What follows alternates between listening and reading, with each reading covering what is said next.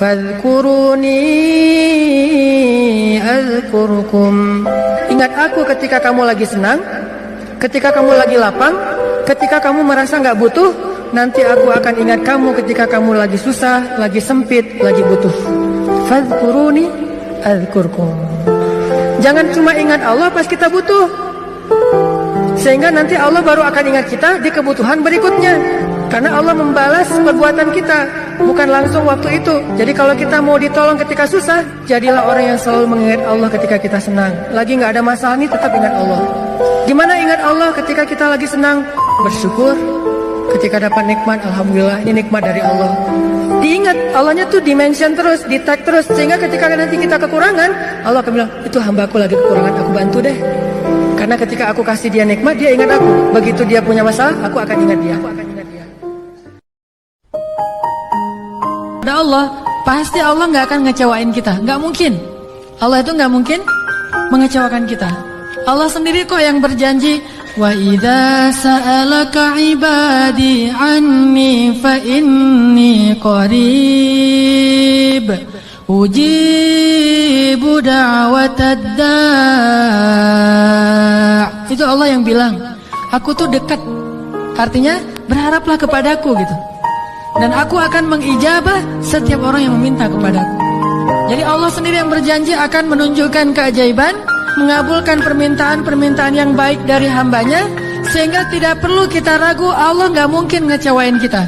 Begitu kita berdoa yang selaras di hati kita, yakin kepada Allah, Allah akan tunjukkan. Itu rahasia paling gampang untuk hidup bahagia, untuk sukses, untuk dapetin apa yang baik-baik yang kita harapin. Kalau pengen doa kita diijabah oleh Allah, ijabahlah panggilan Allah. Falyastajibu li wal yu'minu bi la'allahum yarshudun. Penuhilah panggilan Allah dan berimanlah kepada Allah supaya kalian mendapat petunjuk. Jadi kalau kita mengijabah panggilan Allah, Allah mengijabah panggilan kita. Begitu Allah bilang, Allahu Akbar, Allahu Akbar, labbaika ya Rabbi, aku penuhi panggilanmu ya Allah. Datang buru-buru, wudhu langsung datang ke masjid. Nanti begitu kita bilang, Allah ya Allah, labbaika ya abdi, ada apa wahai hambaku? Allah buru-buru datang kepada kita. Seperti kita buru-buru datang kepada Allah, seperti itu juga Allah buru-buru datang kepada kita. Seperti kita berleha-leha atau menunda-nunda waktu untuk datang kepada Allah, seperti itu juga Allah menunda-nunda waktu untuk datang kepada kita ketika kita panggil. Allah berfirman kepada orang-orang yang banyak dosa seperti kita, yang pernah berzina, yang pernah minum khamar, yang mungkin pernah membunuh, yang pernah makan riba, yang pernah melakukan dosa diam-diam, yang banyak dosa, yang kotor, hina, dina. Allah bilang, ya ibadi, hambaku gitu. Lembutnya panggilan Allah kepada kita. Allah gak menganggap, wahai manusia, wahai pendosa, wahai orang yang hina. Enggak, Allah bilang, qul ya ibadiyalladzina asrafu ala anfusihim. Bilang kepada hamba-hambaku yang banyak dosa. Tapi Allah gak bilang yang banyak dosa, yang melampaui batas terhadap dirinya. Lembut sekali bahasa Allah. Udah banyak dosa, Allah masih memanggil kita hamba. Bahkan ketika kita melakukan dosa, diam-diam di malam hari, tidak ada yang melihat kecuali Allah, kemudian cuma satu malaikat yang mencatat. Jangan catat dulu, mungkin besok dia akan bertobat. Allah kalau kita buat dosa diam-diam, Allah tutupi aib kita. Gak pernah Allah capek mendengar curhat kita. Lagian kadang-kadang kita yang dicurhatin ke Allah itu masalahnya itu juga belum selesai. Allah gak pernah bilang, belum selesai juga masalah yang kemarin. Gak pernah Allah ngomong gitu.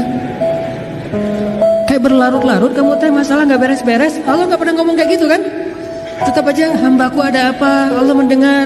Dan bukan cuma mendengar, Allah yang ngedatangin kita ke langit dunia setiap sepertiga malam. Terus Allah bertanya, hal min dihajah, ada nggak di antara hambaku yang butuh sesuatu? Sini. Hal min taib, adakah di antara hambaku yang pengen taubat? Sini aku terima taubatnya. Hal min mustaghfir, adakah di antara hambaku yang pengen minta ampun? Sini aku ampuni dosanya. Allah datangin kita, Allah nawarin jasa kepada kita, masih kita bilang juga Allah nggak berjasa dalam.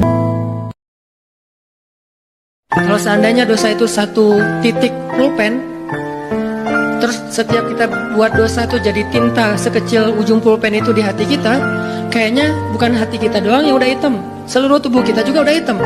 Bukan cuma tubuh kita, sampai area di sekeliling kita tuh udah hitam saking banyaknya dosa. Soalnya di hati udah nggak ada tempat kosong untuk nitik-nitik kayak gitu. Akhirnya taruh di tangan, jadi tato semuanya, terus di lantai.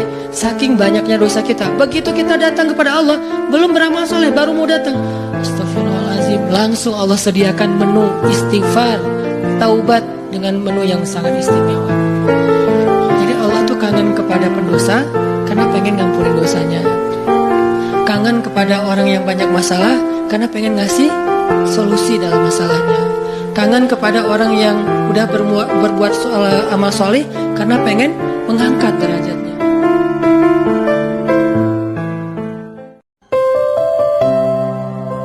Kita HP aja dicas sehari beberapa kali. Gimana dengan iman kita yang selalu dikuras, yang kuotanya itu habis setiap hari karena kita nggak sengaja mungkin ngelihat sesuatu yang gak boleh, ngedengar pembicaraan yang tidak baik, sehingga iman kita tuh ngedropnya lebih cepat daripada handphone kita. Kalau kita selalu disiplin dan hati-hati banget dengan handphone kita, begitu udah mulai muncul peringatan handphonenya udah lowbat di bawah 10%, kita langsung nyari colokan listrik. Bagaimana dengan iman ketika kita ngerasa lowbat? Colokan listrik iman adanya di dalam majelis-majelis ilmu. Sehingga kalau kita sehari ngerasa iman kita lagi drop, kita harus langsung mencari booster iman.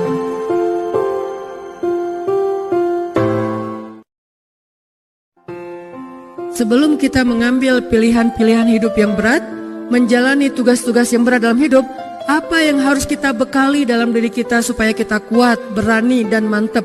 Kalau kita pengen menghadapi suatu ujian yang berat, pengen ngejalanin suatu tugas yang berat, mau ujian nasional, mau ngerjain skripsi, mau ngelamar cewek, mau ngeputusin pacar, kan berat nih. Gimana caranya kita berani mutusin atau halalin? Kan dua pilihan berat nih, putus atau halal. Kalau kita nggak bisa halal, ya udah kita putus.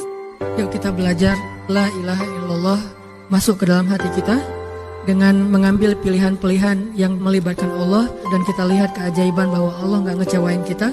Gak mungkin gara-gara taat kepada Allah kita jadi kecewa. Yang dibutuhkan hanya iman, sabar. Iman bahwa Allah gak mungkin ngecewain kita, sabar menunggu kejutan dari Allah. Allah kasih kejutan yang paling istimewa, makanya bermunajatlah kepada Allah. Ya Allah, titikkan air mata, ngomong sama Allah masalahnya apa. Ya Allah, saya pengen nikah banget, bukan apa-apa ya Allah, saya pengen punya keturunan yang soleh-soleha. Saya pengen sholat berjamaah waktu tahajud. Saya pengen diimami oleh seorang imam yang baik bacaannya, yang soleh. Saya pengen mendidik anak saya berdua dengan pasangan saya. Saya pengen yang baik-baik, sebutin pengennya kita, hajat kita itu apa. Cuman ya Allah, saya kurang modal, ngomong Allah kayak gitu. Ya Allah, kurang modal banget, gimana nih ya Allah? Tapi kan Engkau maha kaya ya Allah, bilang gitu. Cuman saya belum juga nemu siapa calonnya ya Allah. Dan kalau di dunia kita mempersiapkan segala sesuatu, harusnya di akhirat kita juga mempersiapkan segala sesuatu. Bahkan kesusahan di dunia gak ada apa-apanya dibandingkan kesusahan di akhirat. Kita susah di dunia masih punya keluarga, susah di akhirat gak punya siapa-siapa. Siapa yang nolong kita di dalam kubur kalau kita susah di kubur? Siapa yang nolong kita di padang mahsyar kalau kita susah di padang mahsyar? Dan siapa yang nolong kita di neraka kalau kita susah di neraka? Di dunia, begitu kita susah, ada teman, ada keluarga, ada orang tua, ada orang-orang yang mencintai kita. Di akhirat, yauma yafirrul mar'u min akhihi wa ummihi wa abihi wa sahibatihi wa banihi likulli imri'in minhum yauma idzin sya'nun yughni. Pada hari itu semua orang sibuk dengan urusannya sendiri-sendiri.